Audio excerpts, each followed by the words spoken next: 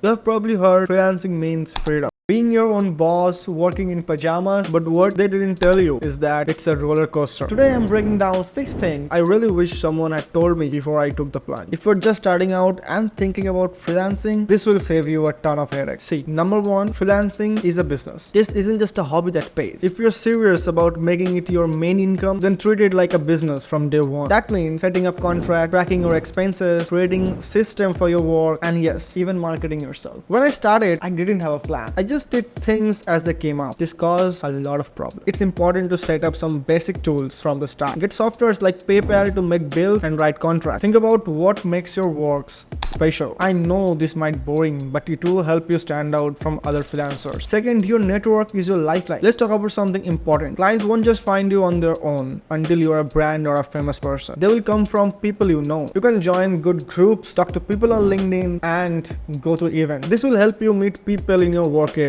I know it can feel weird to talk to new people. Most of the best clients will come from these connections you make. Third, master one skill before expanding. When I started, I tried to do everything from simple edit to fancy animation. This was a bad idea. Makes you tired and freaking confused. So it's better to focus on one thing you can do really well. Make yourself known for that one skill. After you are really good at it, you can try the other things too, but before that, focus yourself. Okay? For me, I focused on dynamic animations and high energy editing styles. And speaking of animations, I've got something for you that might just make your life easier, but more on that later. Number 4, time management. To be honest, I was really bad at this. Time managing is a crucial thing. If you're freelancing, it's easy to lose track of time. You start with a couple of projects and before you know it, you're swamped with deadlines. Trust me, I have been there. To avoid this, you need a system. Maybe it's working set hours like 9 to 5 or blocking a specific time for each project. Find what works for you. The goal is to avoid those late night panic. Just remember, as a freelancer, you're not just doing the work, you're managing it too. Good time management keeps you sane and helps you deliver quality work consistently. Number 5, revisions. Oof. No matter how spot on you think you nailed a project, revisions are inevitable. Early on, I used to get frustrated with